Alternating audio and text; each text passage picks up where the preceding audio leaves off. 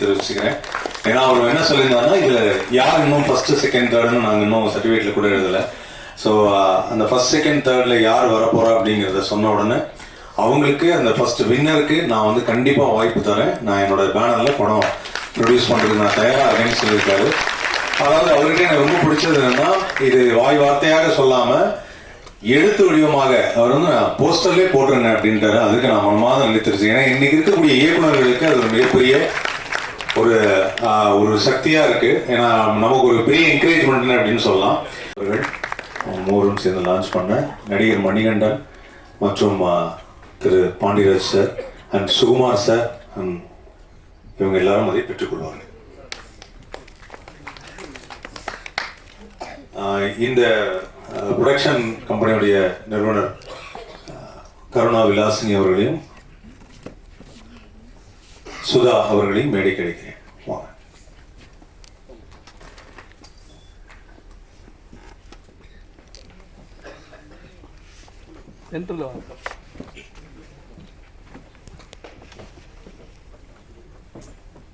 இன்னொரு சைடு வந்து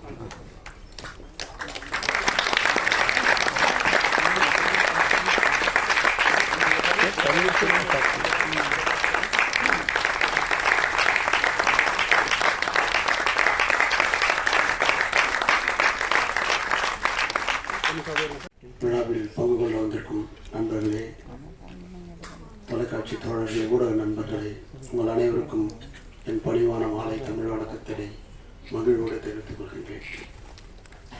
2 பொது நிகழ்ச்சி என் வாழ்க்கையில் உறுதுணையாக இருந்த விஜயகாந்த் மகனுடைய ஒரு ஃபங்க்ஷன், இதுக்கெல்லாம் கலந்துக்கணுன்றதுக்காக தான் நான் வந்து முன்னாடி பேசிட்டு கிளம்புறேன்றேன்.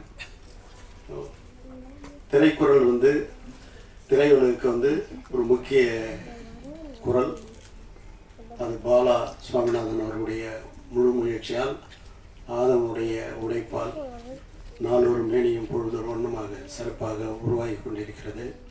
அதன் முதற்கட்டமாகத்தான் ஃபர்ஸ்ட் பிரேம் 2025 குறும்பட போட்டி, 47 படங்கள் கூட. அந்த கிளைமேக்ஸ்ல வந்து சிவகார்த்திகேயன் அவர்கள் பேசக்கூடிய அந்த டயலாக்லாம் கேட்குறப்போ வந்து இல்லை ரொம்ப நான் யோசிப்பேன், ஆமா இல்லை இவ்வளோ சின்ன பிரச்சனை அதை நம்மளால வந்து சரி செய்ய முடியாதா அப்படின்னு. அந்த மாதிரி ஒரு அருமையான படம். அதே மாதிரி இந்த 5 அக்காக்களுக்கு பிறந்த ஒரு தம்பின்னு சொல்லி கடைக்குட்டி சிங்கன்னு ஒரு படம் எடுத்தேன். நான் வந்து ஃப்ளைட்டில் போயிட்டு இருக்கும்போது எனக்கு கண்ணில் தண்ணி வருது. எனக்கு கூட பிறந்தவங்க யாரும் கிடையாது. ஆனால் அந்த அக்காக்கள்லாம் அந்த தம்பி மேலே பாசமாக இருக்கிறது, அந்த தம்பிக்காக வந்து அவங்க ஒவ்வொருத்தரும் சொல்கிற விஷயமும் சொல்லும் போது இல்லை அவ்வளோ கண் கலங்கிட்டேன். அப்படி என்னை வந்து நிறைய டைம் எமோஷ்னலாக என்னை நிறைய டைம் வந்து அழ வச்ச ஒரு அற்புதமான இயக்குனர் திரு பாண்டியராஜ் அவர்கள் தற்போது இந்த மேடை. எல்லாருக்கும் வணக்கம். பாக்கியராஜ் சார் ஃபர்ஸ்ட் கூப்பிடும்போதே பேசிட்டு போயிருக்கலாம் நீங்கள் ரிசப்ஷனுக்கு. ஆதவனை பற்றி உங்களுக்கு தெரியல, இன்னும் எத்தனை கதை இருக்கோ பாருங்க. ஐயோ என்னை கூப்பிட்டுருக்கலாமே, நான் போயிருப்பேன்டா, நாளைக்கு ஷூட்டிங் இருக்குன்னு நான் நினச்சிட்டு இருந்தேன். மேலும் ரொம்ப சந்தோஷமான தருணம். ஆதவன் சொன்ன மாதிரி உண்மைதான். ஒரு 2 ஷார்ட் ஃபிலிம் பார்க்காம இருந்தேன். இந்த பரீட்சை டயத்துலலாம் 10th எக்ஸாம் எழுதும்போது உள்ளுக்கு கூப்பிட்ருவாங்க. இருந்தாலும் அது ஒரு லாஸ்ட் ஒரு ஆன்சர் ஒன்று படிச்சுமா 2 மார்க் ஆன்சர்னு படிக்கிற நிறைய கேரக்டர் இருக்குங்களா, அப்படியே உள்ள பொரிய வெளில பொரியாக மாற்றி அனுப்பிவிடுவார். அந்த மாதிரி தான் உட்காந்து ஷார்ட் ஃபிலிம் பார்த்துக்கிட்டு இருக்க மணிகண்டன் வந்தார். ஏன்னா சார் ரொம்ப சின்சியர்னா இப்போ தான் பார்த்துட்டு இருக்கீங்க, நீங்கள் ஜூரி இல்லை அப்படின்னாரு. இப்போ தான் பார்த்துட்டு இருக்கீங்க அப்படின்னாரு. இங்கே வந்து தான் 2 ஷார்ட் ஃபிலிம் பார்த்தேன். அந்த நிலைமை தான் எனக்கு. அதுவும் கேட்டேன், ஷூட்டில் இருந்துட்டு கரெக்டாக எத்தனை மணிக்கு வரணும் அப்படின்னா 6 மணிக்கு தான் ஷூட்டே முடியும் சார், கரெக்டாக 6 மணிக்கு வந்துடுங்க சார் அப்படிங்கிறப்ப. 6 மணிக்கு ஏன்னா பாக்கியராஜ் சார் 5:30 மணிக்கு வந்துடுறாரு சார் அப்படின்னாரு. ஐயோ அப்படின்னு சொல்லிட்டு நான் ஓடி அடிச்சு பிடிச்சி சேர்ந்துட்டு குளிக்க கூட இல்லாமல் மூஞ்சியை கழுவிட்டு வந்தா அப்படிதான் படம் ஓடிக்கிட்டு இருக்கு. பாக்கியராஜ் சார் 6 மணிக்கு வர்றதுக்கு 6:01 ஆயிடுச்சா, ரொம்ப ஃபீல் பண்ணிட்டு இருக்காரு. 6:01 ஆயிடுச்சு அப்படின்னா 7:01 உள்ள அனுப்பியிருந்தா கூட பரவாயில்ல, 7:30 அனுப்பியிருக்கா பாடி. ஒரு மனுஷன் அவ்வளோ ரெஸ்பெக்ட் கொடுத்து 1 நிமிஷம் கூட வந்துட்டோமே அப்படின்னு ஃபீல் பண்றவரை 1.25 மணி நேரம் உள்ள உட்கார வச்சு ஒரு 1/2 மணி நேரம் டைம் கொடுத்துருந்தா நான் வீட்லயே அந்த படத்தை பார்த்து வந்திருப்பேன். பெட் அடிக்கிறது மாதிரியே உட்காந்து கீழே பார்த்துக்கிட்டே இருக்கேன். சவுண்டும் கேட்கல, ஒரு உத்தேசமா உட்காந்து இதுக்குள்ள நாங்க வந்து ஜூரியா என்ன பண்றது, அப்புறம் சார் நீங்க 2 பேரும் முடிவு எடுத்துங்க சார். ஏன்னா இது யார் ஃபர்ஸ்ட் ஜூரி அப்படின்னு கேட்டேன். இந்த மாதிரி கேட்கும்போது பாக்கியராஜ் சார் அப்படின்னாரு. இல்லை நான் வரல ஜூரியா, நான் ஃபங்க்ஷனுக்கு வேணா வர்றேன் அப்படின்னு. ஏன்னா பாக்கியராஜ் சாருக்கு எனக்கு ஒரு கதை இருக்கு. பாக்கிய ஆஃபீஸில் வந்து நான் ஆஃபீஸ் பையன் இருந்தாலும் என்ன அவருக்கு பக்கத்தில் வந்து எனக்கு வேணுமே உட்கார வைக்கிறாப்பு. அந்த கதையெல்லாம் தெரியும் ஆளுக்கு, வேணுமே பக்கத்தில் உட்கார வைக்கிறாப்புல. அப்படி நான் லைட்டாக உரசணும், வேற பார்க்கணும் அப்படின்னு கொடுக்குறாங்க அப்படின்லாம் யாரும் ஃபீல் பண்ண வேண்டாம். ஒவ்வொருத்தருக்கும் ஒன்று பிடிச்சிருக்கோம். இப்போ சூர்யா சொல்கிற மாதிரி காஞ்சனா பிடிச்சிருக்கோம். மீண்டும் மலை அப்படின்னு ஒரு ஷார்ட் ஃபிலிம் ரொம்ப நல்லா இருந்தது. ஒரு டைரக்டர் ஸ்டோரியை பற்றி ரொம்ப நல்லா நடிச்சிங்க. உங்களோட வீட்டுக்காரங்க அந்த பொண்ணு ரொம்ப நல்லா இருந்துச்சு. மீண்டும் மலையில் வந்து அந்த பொண்ணு அவ்வளோ அழகு, ஒரு யதார்த்தமாக அவ்வளோ அழகாக நடிச்சிருந்தது, சூப்பராக நடிச்சிருந்தது. அந்த பொண்ணு கூடவே வர ஃப்ரெண்டு கேட்டு ரொம்ப அவ்வளோ அழகாக நடிச்சிருந்தாப்புல. இந்த மூஞ்சிலாம் எங்கடா கொடுக்குறீங்க அப்படிங்கிற மாதிரியே இருந்தது. ஒவ்வொரு ஷார்ட் ஃபிலிமை பற்றியும் அதே மாதிரி காதல் இது கடல் கொண்டான், அதில் அந்த பையன் சூப்பராக நடிச்சிருந்தான். அந்த பையன் விஜய் சாருடைய பாதிப்பு நிறைய இருக்குன்னு நினைக்கிறேன். பிகில் அவருடைய இன்ஸ்பிரேஷன் நிறைய இருந்தது. அது மாதிரி அந்த படத்துடைய மூடாகவே கேமராமேன், சவுண்ட்ஸ், ஆறாரு எல்லாரும் அவங்கவுங்க வேலையை அழகாக பண்ணியிருந்தீங்க.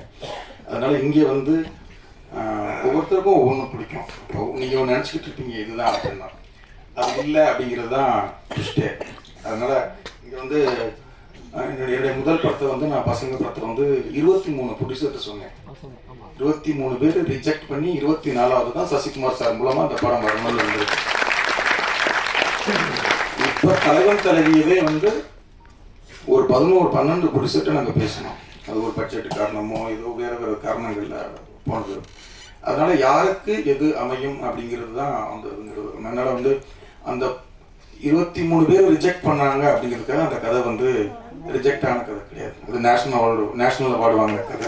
அதனால இங்கே நாங்கள் ஒரு 3 பேர் 4 பேர் பார்த்துட்டு உங்களுக்கு ரிஜெக்ட் ஆகிறதுக்காக நீங்கள் அவ்வளவுதான் உங்களால் அது முடியாது அப்படிங்கிறது கண்டிப்பாக கிடையாது.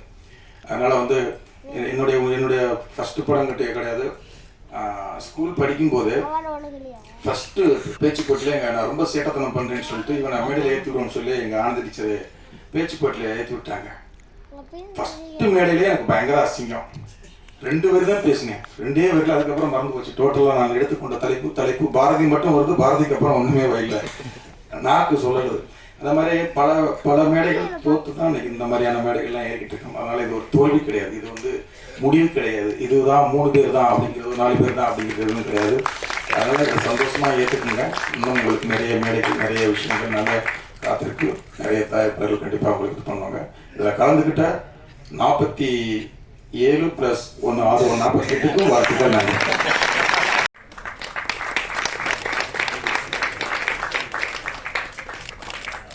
விழாவில் கலந்துக்கிட்டு நமக்காக இந்த படங்கள்லாம் பார்த்து இந்த ஸ்க்ரீன் பண்ணி இன்னைக்கு எல்லாரும் பார்க்குறாங்க அப்படிங்கிறதே எனக்கு தெரிஞ்ச மிகப்பெரிய விருது. அதுவே மிகப்பெரிய விருது, அதுவே மிகப்பெரிய பாராட்டு அப்படின்னு தான் சொல்லுவேன். ஏன்னா அந்த வாய்ப்பே நிறைய பேருக்கு இங்கே கிடைக்கல. ஸோ அந்த வாய்ப்பு கிடைத்ததற்காக இந்த 47 இயக்குநர்களுக்கும் நான் நன்றி தெரிவிச்சேன். ஸோ அப்படி ஒரு விழாவை ஏற்பாடு செய்ய எங்களுக்கு உதவி செய்து அந்த 47 இயக்குநர்களுக்கும். அடுத்தபடியாக இந்த மேடைக்கு அழைப்பது எனது இனிய நண்பர் கலக்கப்போவது யார் அப்படிங்கிற ஒரு நிகழ்ச்சி மூலிமா நாங்கள் 2 பேரும் சந்தித்தோம். அப்படி சந்தித்து அங்கேருந்து பழக்கமாகி எனக்கு இவரை பற்றி சொல்லணும் அப்படின்னு பார்த்தீங்கன்னா ரொம்ப சிறந்த ஒரு ரைட்டர், நல்ல ஒரு இயக்குனர், இப்போ தான் நடிகர். ஏன்னா ஆரம்ப காலகட்டத்தில் இப்போவும் சொல்கிறேன், அந்த ஒரு நாங்கள் 2 பேரும் வேலூருக்கு ஒரு நிகழ்ச்சி பயணம் செஞ்சோம். கவர்மெண்ட் பஸ்ஸில் ஏறி பூந்தமல்லியிலேருந்து நாங்கள் 2 பேரும் உட்காந்து பேசிக்கிட்டே ஒரு கதையை பேசிக்கிட்டே போனோம். அப்போ அந்த கதையை வந்து அவர் என்கிட்ட சொல்லும்போது நடிச்சு காமிப்பாப்புல, இந்த கேரக்டர் இப்படி, இந்த கேரக்டர் இப்படி, இந்த டைலாக் இப்படின்னு சொல்லிட்டு நடிச்சு காமிப்பாப்புல. அப்படி நடித்து காமிச்சு அந்த படத்தை எடுக்கலாம் அப்படின்னு சொல்லிட்டு கரெக்டாக அந்த படத்தை வந்து டைரக்டும் பண்ணார். அந்த படம் தான் நிறைய எழுதும் சுயசரிதம் அப்படிங்கிற படம். டெல்லி கணேஷ் அவர்கள் அந்த படத்தில் வந்து முக்கிய கதாபாத்திரம் பண்ணார். அது இவரே வந்து ஒரு key role of hero character பண்ணார். எனக்கு வந்து டெல்லி கணேஷோடைய பையன் கேரக்டர் கொடுத்தார்.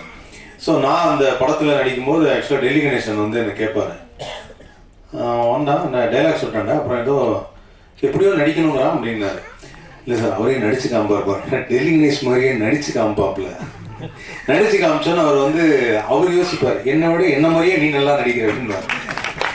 அந்த மாதிரி வந்து ஒவ்வொரு ஷாட்டையும் வந்து அவ்வளவு அழகாக படமாக்கக்கூடிய ஒரு அற்புதமான இயக்குனராக தான் எனக்கு தெரியும் மணிகண்டன் அவர்களை.